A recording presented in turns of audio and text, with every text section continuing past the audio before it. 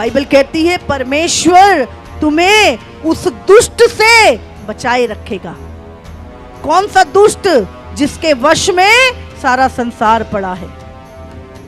सारा संसार किसके वश में पड़ा है?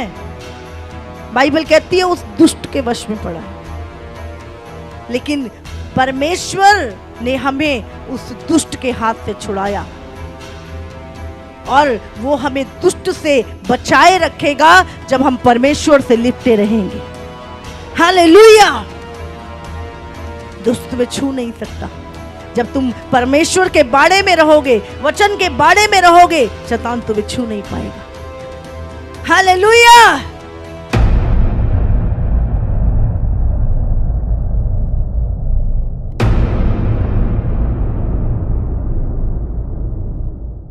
एक वचन निकालेंगे, रोमियो 12 उसका 21 वचन। बुराई से ना हारो परंतु भलाई से बुराई को जीत लो। आज किन चीजों के ऊपर हमें जय पानी है? सबसे पहले बुराई पर। प्रभु कहता है बुराई पर जय पानी है। यीशु ने कहा ना, अगर तू जय पाएगा मैं तुझे जीवन के पेड़ में से फल खाने को दूंगा। किस चीज पे जय पानी है हमें? वो कंपटीशन नहीं है जो स्कूल में और आज खेल के मैदानों में होते हैं। असली जीतना क्या है?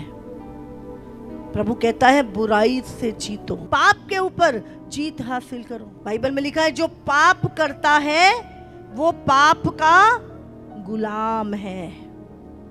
यीशु ने हमें पाप की गुलामी से छुड़ाया। शैतान ने हव्वा से क्या कराया था? पाप। और उसके बाद पाप करवाया और उसके बाद इंसान को शैतान ने अपना गुलाम बना लिया और इंसान पाप करता और पाप का गुलाम, शैतान का गुलाम बन जाता है। और यही गुलामी की बेड़ियां तोड़ने के लिए यीशु मसीह आया और उसने हमारे ऊपर जो पाप की बेड़ियां थी, जो गुलामी की बेड़ियां थी, उसको तोड़ा और आपको और मुझे पाप से आजाद किया, शैतान के चुंगल से आजाद किया। लेकिन अगर हम दोबारा शैतान के पाप कर रहे हैं और तो हम दोबारा से क्या कर रहे हैं? शैतान के गुलाम बनने जा रहे हैं। इसलिए क्या है, जो पाप करता है वो पाप का गुलाम है। एक पाप करने वाला व्यक्ति हमेशा डरा रहता है, मेरी पोल ना खुल जाए। उसको हमेशा छुपना पड़ता है, डरना पड़ता है, हाय मेरी बात पता ना चल जाए, उसको ना पता चल जाए मैंने क्या किया है, उसको ना पता चल जाए। और आधा टाइम वो इसी चक्कर में रहता है कि मेरी बात ना पता चल जाए किसी को। और ऐसा व्यक्ति हमेशा कंफ्यूज रहेगा, डरा रहेगा, डिप्रेशन में चले जाते हैं, क्रोधी रहेगा, अलग ताई में रहेगा, सबके बीच में नहीं बैठता वो। प्रभु ने क्या बोला है? बुराई से ना हारो, भलाई से बुराई को जीत लो। 1 यूहन्ना 2:13 वचन निकालेंगे। हे पितरों, मैं तुम्हें इसलिए लिखता हूँ कि जो आदि से है तुम उसे जानते हो। हे जवानों, मैं तुम्हें इसलिए लिखता हूँ कि तुमने उस दुष्ट पर जय पाई है।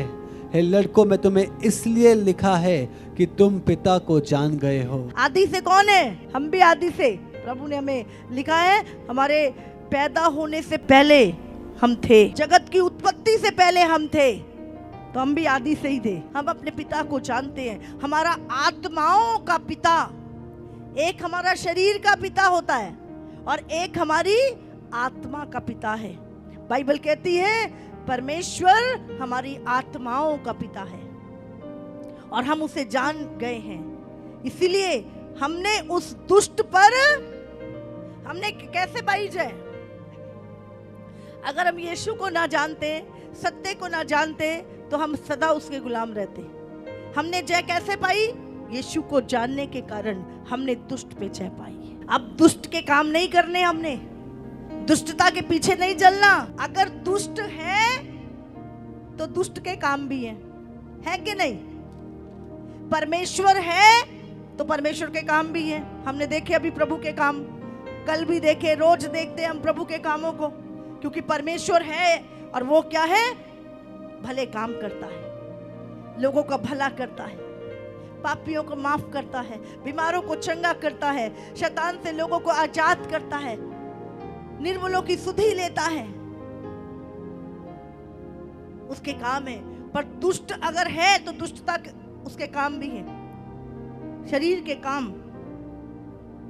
हर तरह का व्यभिचार, हर तरह की ईर्ष्या, जलन, क्रोध, बुराई, दुष्टता, ये सब शैतान के काम है। समझ रहे हैं? और अगर आप ये सारी चीजों में इन्वॉल्व हैं तो आप प्रभु का नहीं, आप दुष्ट का काम कर रहे हैं। हालेलुया। तो हमने क्या? दुष्ट पर जय पाई। कैसे जय पाई? यीशु मसीह के कारण। जब हमने परमेश्वर को जाना, हम उसके बच्चे बन गए, हमने उस दुष्ट पर जय पा ली। बाइबल कहती है परमेश्वर तुम्हें उस दुष्ट से बचाए रखेगा। कौन सा दुष्ट?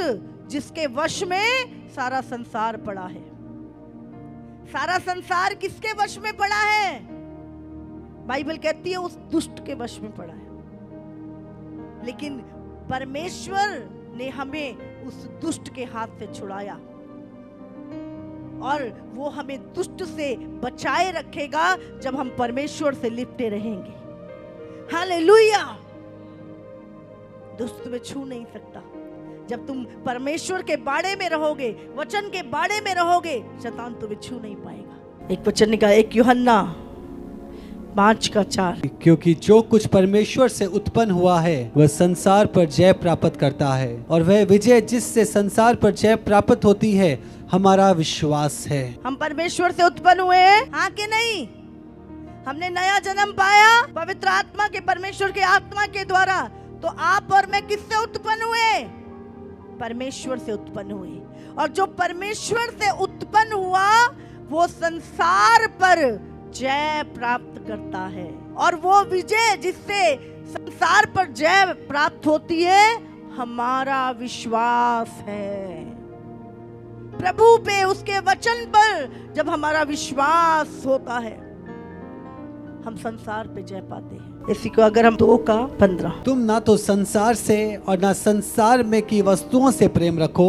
यदि कोई संसार से प्रेम रखता है तो उसमें पिता का प्रेम नहीं है। क्योंकि जो कुछ संसार में है, अब संसार क्या? आपको लगेगा ले परमेश्वर तो संसार का बैरी बना रहा है। समझो, शरीर की अभिलाषा। संसार के लोग केवल क्या करते हैं? शरीर की अभिलाषा और आंखों की अभिलाषा और जीविका का घमंड, वो पिता की ओर से नहीं परंतु संसार ही की ओर से है। संसार की वस्तुओं का प्रेम है या मसीह का प्रेम है? बोलो, किसका प्रेम है तुम्हारे अंदर? मसीह का प्रेम। जब आप संसार की वस्तुओं से प्रेम नहीं करते, अपने शरीर की अभिलाषाओं से प्रेम नहीं करते, आंखों की अभिलाषाओं से बच के रहते हो, किसी चीज का तुम्हारे अंदर घमंड नहीं होता, तब ही तुम्हारे अंदर पिता का प्रेम होता है। आप जानते हैं नम्रता भी एक हथियार है शैतान के खिलाफ। आज लोगों को लगता है एक नम्र व्यक्ति कमजोर है। मैं आपको सच बता रही हूं, मसीह में एक नम्र व्यक्ति सबसे ताकतवर व्यक्ति है। कुछ चालाक लोग सोचते हैं ये तो नम्र है, ये तो दीन है, ये तो कोई बात नहीं, इसका तो हम तो बड़े चालू चीज है हम। हाँ, ये तो नम्र व्यक्ति है। और आप हमेशा देखोगे उस नम्र व्यक्ति के घर में फ्रूट होगा। उस नम्र व्यक्ति के जीवन में बिना मांगे प्रभु से आशीष देता है। नम्रता एक हथियार है। यीशु ने क्या बोला? मेरा जुआ अपने ऊपर उठा लो, जैसे मैं मन में नम्र और दीन हूं वैसे तुम भी बनो। आप जानते हैं एक दिन शैतान आया मेरे पास और लूसीफर हूं मैं, बोला तुम्हें एक चुटकी में मसल दूंगा। बोला ये तेरे पीछे खड़ा ना, इसको हटा। मैंने कौन है पीछे? बोला ये मिकाइल दूत खड़ा है। बोले इसको हटा, 1 मिनट में मसल दूंगा। मैंने अच्छा, मैंने कहा तू मसल सकता है? मैंने कहा कौन सी चीज है? मैंने उससे उसी से पूछा कौन सी चीज है जिसको तू हरा नहीं सकता? तो उसने बोला पता तुझे क्यों नहीं हरा पाता मैं? बोले तेरी नम्रता है ना, जो उसके आगे मैं टिक नहीं पाता। बोले ये नम्रता, उसने एक और प्रभु के बड़े दास का नाम बोला। बोले यही नम्रता उसके अंदर भी थी। वो अभी प्रभु दुनिया में नहीं है, प्रभु के दास। आपको पता है आपकी नम्रता आपका हथियार है। आमीन। नम्रता के आगे शैतान खड़ा नहीं रह सकता। आमीन। यीशु ने शैतान से कैसे लड़ाई जीती? लड़के कैसे जीती? नम्रता से। शैतान जब आया, ये रोटियां, पत्थर ही रोटियां बन जाए, यीशु ने लड़ाई नहीं की।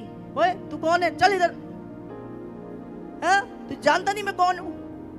उसने नहीं, उसने प्यार से, नम्रता से, उसने कहा लिखा है मनुष्य केवल रोटी से नहीं, प्रभु के मुख से निकले हुए हर वचन से जीवित रहे। आमीन। आप जानते हैं यीशु की नम्रता, कितना कुछ वहां के धर्म गुरु यीशु के लिए बोलते थे, शांत रहता था। नम्रता। क्रूस पर लेके जा रहे हैं, साथ वाला भी चिढ़ा रहा है, अगर प्रभु का पुत्र नीचे उतरा। यीशु नम्र बना हुआ, एक भेड़ी जैसे वध करने के समय लेके जाते, यीशु ऐसे जा रहा है, ये उसकी नम्रता थी। हालेलुया। नम्रता एक हथियार है, याद रखिए। आप कमजोर नहीं है, अगर आप नम्र हैं, आप कमजोर नहीं है, आप एक सबसे सामर्थी आत्मिक जन है। इसलिए किसी प्रकार का घमंड नहीं। क्या लाए थे हम? जो दिया प्रभु ने दिया, किस चीज का घमंड? एक सांस तो अपनी नहीं है, जब चाहे ले लेगा, और इंसान फूलता रहता है, मैंने ये किया, मैंने वो किया। असली तो तब पता चलेगा जब तुम्हारे काम लेके उस आग में रखे जाएंगे, तब पता लगेगा कितने दिखावे के थे, कितने फायदे के थे और कितने रियल थे। हालेलुया।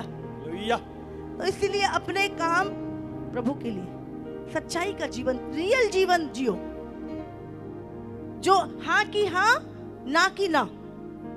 गलती हो गई मान लो, पाप हो गया मान लो, प्रभु के आगे छोड़ दो, तुम पे दया की जाएगी। भागो मत परमेश्वर से, प्रभु से कहां भागोगे? हर जगह वो है, उसके पास आ जाओ, उससे दूर मत भागो। हालेलुया। वो हमारा पिता है, वो हमें दुष्ट से बचाएगा। आज दुनिया जहान में शरीर की अभिलाषा है, हाँ? आज शरीर के लिए कितना कुछ है दुनिया में, जिम है, हाँ? पूरा ब्यूटी पार्लर है, हाँ? खाने का है, पीने का है, नाचने का भी है, सब कुछ शरीर के लिए है। अभी ज्यादा नहीं पता मुझे, बट बहुत कुछ हो गया शरीर के लिए, हाँ? पर आत्मा के लिए क्या है? आत्मा के लिए क्या है? आत्मा के लिए तो केवल इस दुनिया में प्रभु का वचन प्रभु है। आंखों की अभिलाषा, 24 घंटे फोन पे, ये रील वो रील, ये किसी का टेढ़ा मुंह, किसी का सीधा मुंह, किसी का काला मुंह, किसी का गोरा मुंह, 24 घंटे मुंह देख रहे हैं दुनिया के, हाँ? वो पागलपंती कर रहे हैं, हम पागलपंती देख रहे हैं। अभी थोड़े दिन पहले मैं कहीं गई और एकदम से क्या हुआ, वो 5-6 लोग थे तो हाथ पकड़ के एकदम भागने लगे। मैंने कहा क्या हो गया? ये क्या हो गया इनको? बोले रील बना रहे हैं। हमें ऐसे पागल भी होते हैं, कहीं भी कुछ भी कर रहे हैं। मैं बहुत ज्यादा बाहर नहीं निकलती हूँ तो मुझे देखने को कम मिलती है ऐसी चीजें ना। बोले मम्मा आजकल तो आप पूछो ही ना क्या क्या हो रहा है। बोले हर बंदा बस, समझ रहे हैं? नाटक देख देख के नाटक बन गए आज हमारे। रियल जीवन में आओ, रियल लाइफ जियो, जिसकी कोई बुनियाद हो, जिसका कोई बेस हो। तुम ज्योति हो जगत की।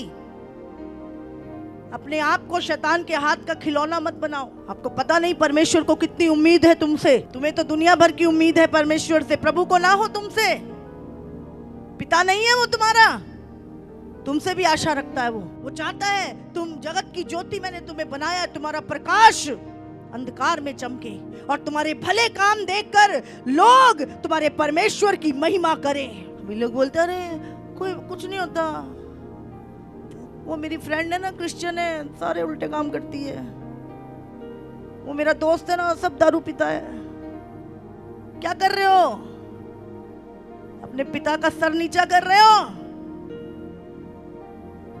अपने पिता की बेइज्जती कर रहे हैं हम। वो घमंड करे तुम पे, अय्यूब के समान बोले, देख मेरे दास को, देख मेरे पुत्र को, कितना अधिक मुझ पे विश्वास करता है, कितने दुख आए तो भी मेरे रास्ते से भटका नहीं, विश्वास से टला नहीं। देख, शैतान को तमाचा मार के प्रभु बोले, देख मेरी बेटी को, देख मेरे बेटे को, ये है मेरे पुत्र, ये है मेरी बेटियां।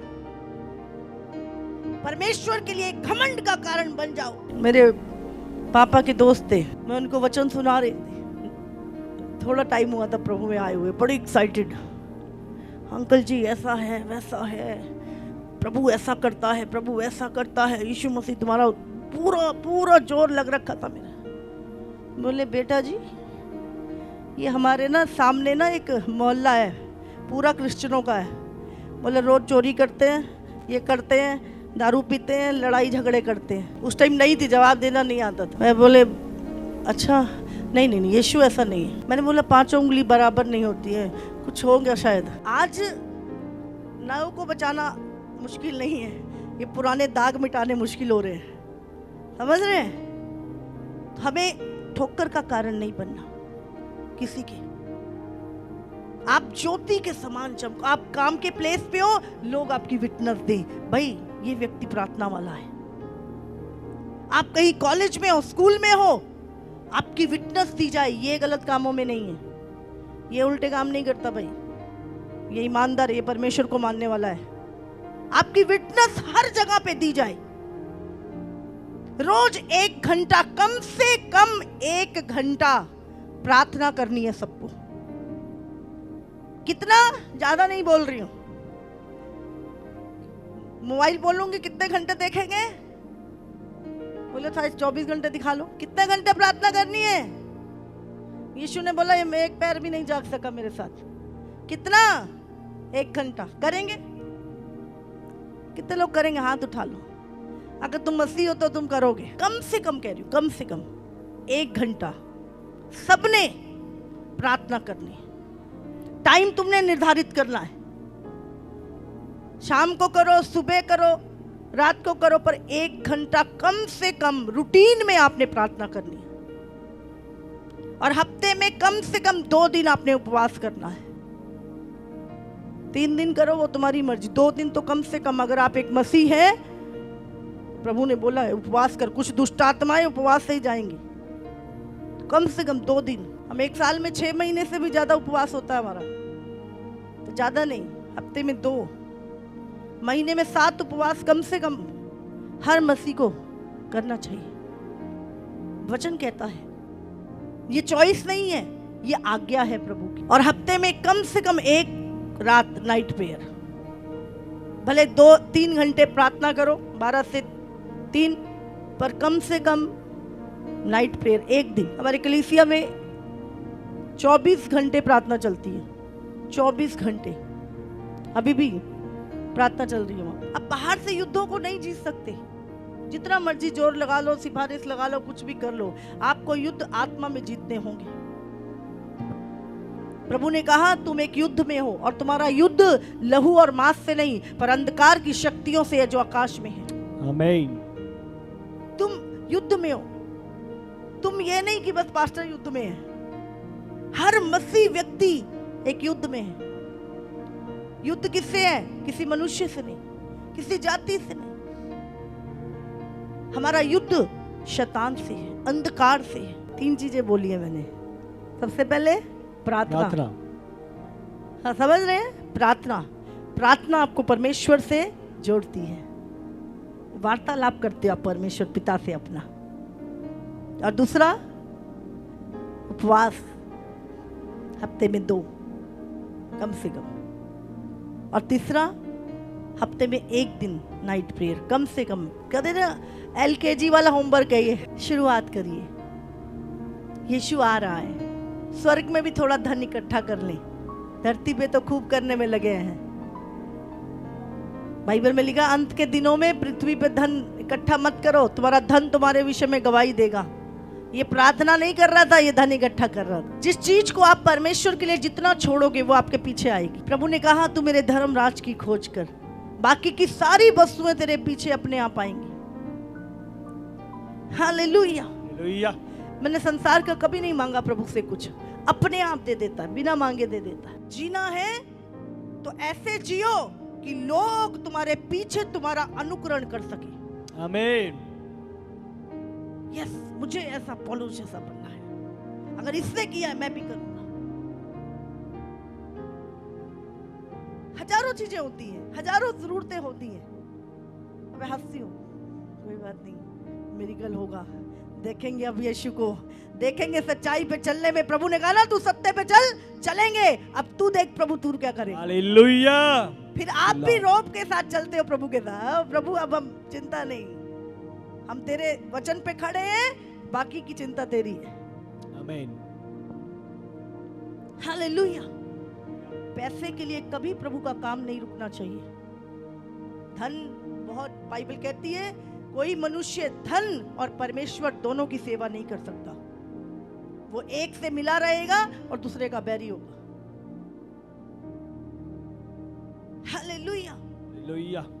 बहुत सारी चीजें दुनिया में जब देखते हैं हृदय में दुख होता है। हो प्रभु कोई बात नहीं, फिर भी बोलते दया कर, सब पे दया कर प्रभु, सबको सुधार दे। गलत नहीं चलना, ऐसे चलो कि चार लोग देख के अरे ये व्यक्ति इसके जैसा, तुम्हारी अन्य जाति लोग तुम्हारी विटनेस दे।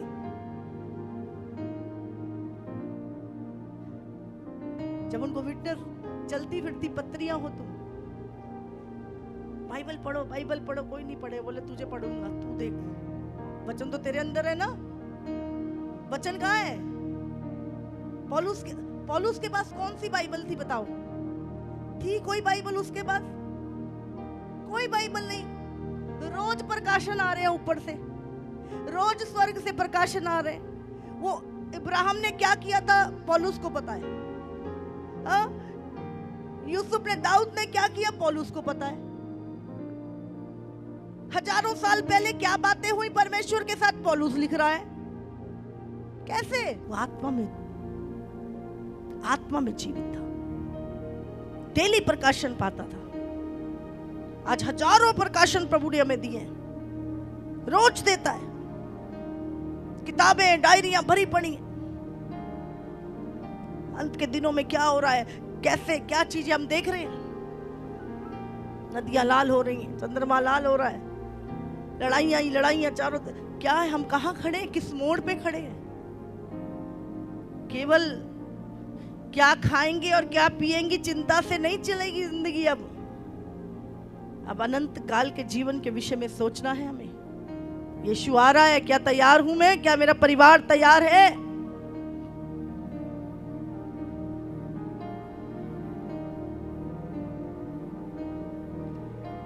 मैं बता रही हूं, प्रभु का क्रोध भड़क रहा है और उसका क्रोध संसार पे आएगा। जब सदोम और अमोरा में दुष्टता बढ़ी, समलैंगिकता बढ़ी, स्वर्ग से क्रोध आया, आग उतरी। आज भी उसकी मिट्टी में गंधक है, आज भी वो जगह वैसी ही पड़ी है, पत्ता भी नहीं उगता वहां पर। आज भी हम देख रहे हैं बहुत सारी जगहों पे आग उतर रही है। आग ही आग दुनिया में। अगर आप देखेंगे, कुछ टाइम पहले मैंने, प्रभु के आत्मा ने दिखाया आग की घटनाएं, आज से शायद 1-2 साल पहले। प्रभु ने कहा दुनिया में इतनी आग लगेगी, जगहों जगहों पे आग लगेगी। और उसके बाद ऑस्ट्रेलिया के जंगल जल रहे हैं, इधर के जंगल। उसी रात को हिमाचल में आग लग गई थी, जिस दिन प्रभु ने बोला था। कोरिया में आग लग गई है, ऑस्ट्रेलिया में आग, कहां कहां दुनिया के कोनों में। यहां बम ब्लास्ट हो गए, यहां आग लगी, वहां। प्रभु का क्रोध, परमेश्वर का क्रोध भड़क रहा है, जो परमेश्वर को ठट्ठों में उड़ा रहे हैं। बाइबल में लिखा है धोखा ना खाओ, परमेश्वर ठट्ठों में नहीं उड़ाया जाता। आज हम देख रहे हैं वही पाप फिर से संसार में उमड़ रहा है, वही समलैंगिकता का पाप। कोई अछूता नहीं बच रहा, जवान बच्चे सब। अपनी आंखों को शुद्ध करें, अगर आपका फोन आपसे पाप कराता ना, उसको ना हथौड़ा लेके तोड़ दो, चकनाचूर कर दो और नरक में मत चले जाना। छोटा फोन ले लो। जो चीज आपको धोखा दे, जो चीज आपको पाप में गिराए, उसको तोड़ दो अपनी जिंदगी से। बहुत भयंकर है नरक, और एक बार उसमें चले गए, कोई नहीं, कोई चांस ही नहीं है, कोई चांस नहीं है।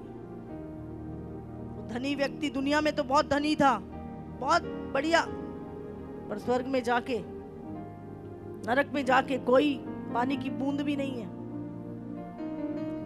आज लोग हम ये कर लेंगे, हम वो कर लेंगे। मैं वैसे सोच रही थी, मैंने बोला धरती में अगर पानी खत्म हो जाए, कितनी जगहों पे हो गया है, और नदियां सूख जाएं, क्या करोगे? क्या करेंगे? हाहाकार मच जाएगी दुनिया में। तो निर्भरता किस पे है हमारी? परमेश्वर के ऊपर। और हमें लगता है संसार हमारा ऐसा कर रहा है, वैसा कर रहा है। हमारी निर्भरता हमें जिंदा रखने में परमेश्वर का हाथ है। सोचो पानी का लेवल कितना नीचे जाता जा रहा है, खत्म हो जाएगा एक दिन। और कई जगहों पे हो गया, वहाँ पता नहीं कौन सी जगह, बेंगलोर पता नहीं कहाँ पर 5-5 करोड़ के फ्लैट हैं पर पानी नहीं है। क्या करेंगे? लोग छोड़ छोड़ के जा रहे हैं, छोटे घरों में जा रहे हैं, बहुत सारी जगहों पे। आज हमारी निर्भरता परमेश्वर पे है। नदियां कहां से आ रही हैं, कहां को जा रही हैं, हमें पानी मिल रहा है। प्रभु का धन्यवाद। कोई मनुष्य नहीं कर रहा है, ये खुदा का इंतजाम है आपके लिए, उस परमेश्वर के इंतजाम है हमारे लिए। कितनी ठंडी हवा, आज प्रभु का एसी लगा हुआ है यहाँ पे। हाँ, हालेलुया, हालेलुया। दिन में कितनी गर्मी थी, लेकिन देखो शाम को मीटिंग के टाइम कितनी अच्छी हवा चल रही है। प्रभु इंतजाम करता अपने लोगों की। तो हमारी निर्भरता जो है प्रभु पे रहे, और धन्यवादी प्रभु की प्रार्थना किया करो, प्रार्थना करो। जब संसार के ऊपर वो विनाश आएगा, कोई चीज नहीं बचा पाएगी। ये उतनी ऊंची ऊंची बिल्डिंग है ना, 1 मिनट में ठट ठट ठट। देखा टर्की में क्या हुआ? टर्की में जब भूकंप आया, इतनी बड़ी बड़ी बिल्डिंगें ऐसे ताश के पत्तों की तरह ढह गई। कहाँ है सुरक्षा? कहीं नहीं, कहीं सुरक्षा नहीं है। सुरक्षा सिर्फ परमेश्वर के हाथ में है, और परमेश्वर धर्मियों के साथ है। इसीलिए धर्मी बन के जीवन जियो। परमेश्वर ने क्या बोला इब्राहिम को? अगर 10 लोग भी यहाँ पे धर्मी हुए तो मैं इस नगर को बख्श दूंगा। समझ रहे? 10 लोग भी अगर एक नगर में प्रभु के घुटने टेक के प्रार्थना कर रहे हैं, प्रभु पूरे नगर को बचा लेगा। क्या क्या देख के जा रहे हैं? हम सिर्फ आए, प्रचार करें, खत्म, हमें क्या मतलब है? नहीं। आज कितने जवान यहाँ पे उत्साहित हैं, कितने खुदा के इतने प्यारे दास इतनी मेहनत करते हैं सबके लिए। ये आग से भरे हुए लोग ही यीशु के साथ उठाए जाएंगे। ठंडे गुनगुने नहीं, पहले वाली मसीहत से काम नहीं चलने वाला। अब परमेश्वर की आग से भरे हुए, आमीन। आत्मा में है पता ही नहीं, अब यीशु से मिलेंगे, यीशु को देखेंगे, आग से भरे हुए। आमीन। सचमुच हम बहुत एक ही हृदय में प्यार आता है कि प्रभु एक भी ना छूटे, एक भी ना रह जाए।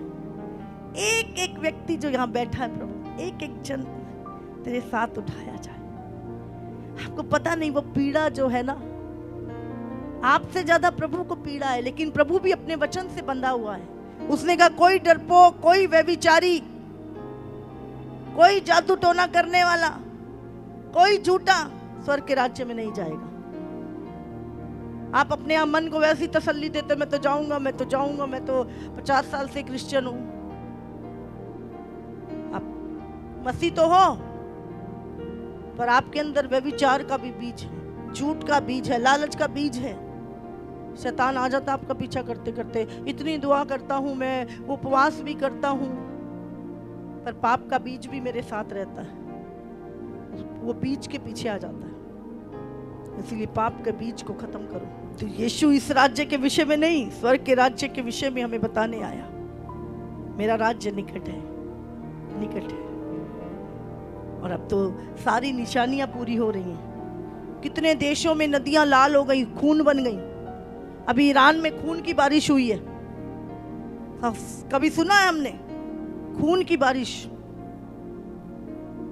अभी जो मर्जी अगर साइंटिस्ट बोल देंगे भाई खून, तो फिर सारे प्रभु को मानने लगेंगे। तो अब वो तो कुछ ना कुछ घुमा फिरा के बता देते हैं ताकि हम विश्वास ना करें। लेकिन हम जानते हैं कि बाइबल में 2000 साल पहले ये सारी चीजें, उससे भी पहले योएल की किताब में लिखी है। तो अभी क्यों पूरी हो रही है वो सब? अभी नदियां लाल हो रही है, अभी फरात नदी सूख गई, अभी भूकंप आ रहे हैं। ये सारी निशानियां, सारी भविष्यवाणियां अभी पूरी हो रही हैं।